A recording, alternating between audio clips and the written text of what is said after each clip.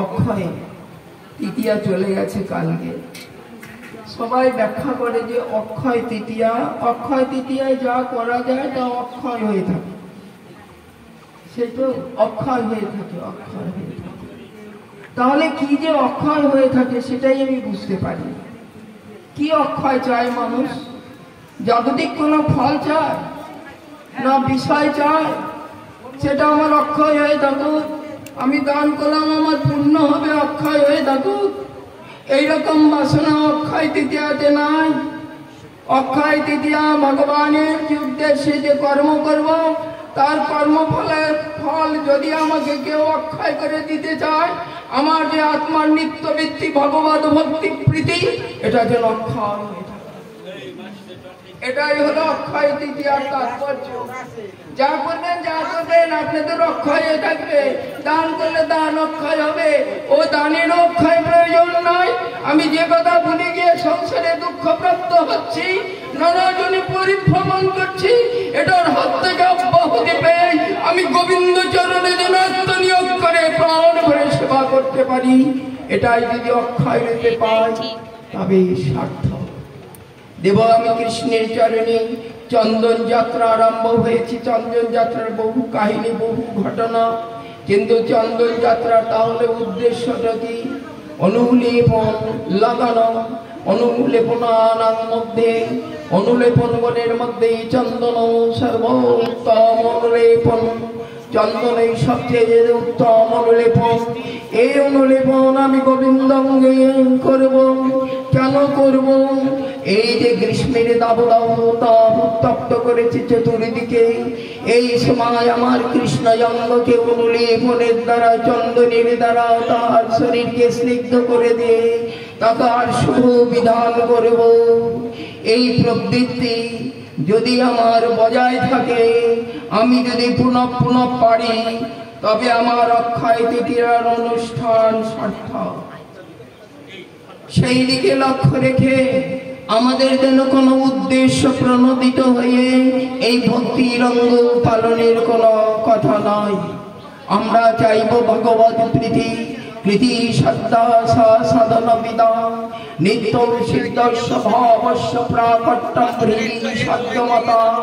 আমরা ইন্দ্রিয় বদ্ধের দ্বারা যে ভক্তির অনুষ্ঠান করি, সেই ভক্তির অনুষ্ঠান তখনই ভক্তি বলে বিবেচিত হবে যখন সেই অনুষ্ঠান আমার কৃষ্ণ প্রীতি লাভের জন্য পর্যবসিত হবে, নইলে কিন্তু সেটা কার্যকরী হবে না।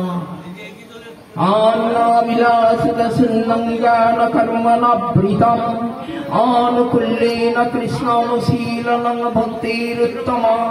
রূপ গোস্বামী পাদের এই কথা থেকে আরো বেশি করে পাওয়া যায়, ভক্তি তাকেই বলা হবে যদি অনুকূল ভাবে, প্রতিকূল ভাবে নয়। অনুকূল ভাবে, অনুকূলটা কিরকম?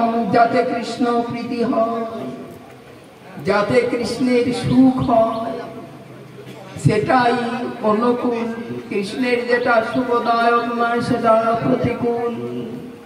आनुकल्लस्य संकल्प प्रतिकल्ल विवर्जनम रक्षी सति विश्वास गप्त्रिते वर्णन तथा आत्मनिक्षेप कर्पण्ये सर्वविधा शरणागति। एरकम आमार कुअभ्यास दुष्ट प्रवृत्तिके निरहन करवार जन्ने, आमी भगवत प्रीति लाभ करवार जन्ने, प्रेम धन बिना दरिद्र जीवन दास करिबे तम मरे देह प्रेम धन। আমি দাস হয়ে তোমার চরণে লেপন করব তুলসী, লেপন করব চন্দন। আমি চন্দন যাত্রার উৎসব 21 দিন পালন করব। এই পালনের মধ্য দিয়ে যদি আমাদের লক্ষ্যটা স্থির থাকে যে কৃষ্ণকে সন্তুষ্ট করব, তবে বলা হবে সেগুলি ভক্তি রঙ্গ। প্রীতি শ্রদ্ধা সাধন বিধান। তুমি ইন্দ্রিয় দ্বারা যা করো তাকে সাধন বলা যাবে। তখন কখন বলা যাবে? প্রীতি শ্রদ্ধা সাধন বিধান। নিত্য সিদ্ধস্য ভাবস্য প্রকট্যম হৃদি সাধ্যমতা। তোমার হৃদয়ে যদি নিত্য সিদ্ধ আত্মার নিত্য বৃত্তিকে জাগ্রত করে দিতে পারে, তবে বলবো তাকে সাধন। নইলে অন্যটা সাধন বলে বিবেচিত হয় না। সেই জন্যেই বলতে হবে সমস্ত ভক্তির কর্মের লক্ষণ, সমস্ত অনুষ্ঠানের লক্ষণ একমাত্রই ভগবত প্রীতি লাভ করবার উপায়। যদি ভগবত প্রীতি লাভ করি তাহলে আমার জীবনের মঙ্গল হলো। যদি ভগবত প্রীতি না লাভ করে অন্যদিকে মন ধাবিত হয়, জ্ঞান কর্ম এবং ফলপ্রাপ্তির দিকে ধাবিত হয়, তবে সেটাকে ভক্তি বলে, অনুষ্ঠান বলে স্বীকার করা যায় না। সেজন্যই বলা হচ্ছে যে যদি স্বল্পমপি রুচিরেব সদভক্তি তত্ত্ববধিকাম, স্বল্পমপি রুচিরেব সদভক্তি তত্ত্ববধিকাম। যুক্তিরস্তু কেবল নৈব যদস্য প্রতিষ্ঠতা। প্রভু স্বল্প যদি অল্প যদি আমি ভগবানের কি করি, অনুশীলন করি, ভক্তির অনুশীলন করি। ভক্তির অনুশীলন বলতে আমার সর্বেন্দ্রিয় সর্বমন প্রাণ জ্ঞান বুদ্ধিটাকে যদি তাতে নিয়োজিত করি কৃষ্ণ প্রীতির জন্যে। স্বল্পমপি রুচিরেব, যদি সেই অল্প পরিমাণে ভক্তির অনুষ্ঠানে কৃষ্ণ প্রীতির রুচিতে আসক্ত হয়। স্বল্পমপি রুচিরেব সদভক্তি তত্ত্ববধিকা, তাহলে সেই ভক্তির আচরণ তোমাকে পরতত্ত্ব ভগবান এবং নিজ তত্ত্ব সম্বন্ধে বিজ্ঞান দান করিয়া ভগবানের সহিত সম্বন্ধ প্রীতি আয়োজন করে দেবে। সদভক্তি তত্ত্ববধিকা যুক্তির অস্তি কেবল নৈব যদস্য প্রতিষ্ঠতা। তুমি যে শ্লোক বলো, তুমি যে যুক্তি দেখাও, তাহলে তোমার সেগুলি কখনোই ভক্তির অনুকূল কর্ম নয়। অনুকূল যত অনুষ্ঠান আছে, যত অনুষ্ঠান আছে সব কৃষ্ণ প্রীতি লাভ করবার জন্য অনুষ্ঠান। তা যদি না হয় সেটা অনুষ্ঠান। যুক্তির অস্তি কেবল নৈব যদস্য প্রতিষ্ঠতা। মূল্য নয়, মূল্য নয়। আমরা মনে করি যদি দান করি অক্ষয় দিতে আছে, আমার দান অক্ষয় হয়ে থাকে, আমার স্বর্গের জায়গা হবে, এইরকম যদি চিন্তায় আমরা কর্ম করি, সে কর্ম ফলদান করবে না, ফলদান করবে না। একমাত্র জীবের পরম সুখ, পরম শান্তি, এই শান্তিটা হলো কৃষ্ণের প্রতি যদি প্রেম উদিত হয় অল্প, তাহলে স্বল্পমপি রুচিরেব, এবং কাজ করতেই তিনি পরমানন্দ লাভ করে।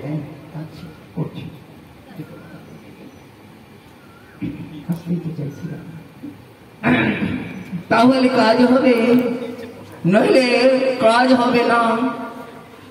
সেই আমার ফলোদয় হয়েছে কিনা সেটা কি করে জানবো? ফলোদয় আমার হচ্ছে কিনা, আমার ভক্তির অনুষ্ঠান ঠিক হচ্ছে কিনা, এটা কি করে আমি জানতে পারবো?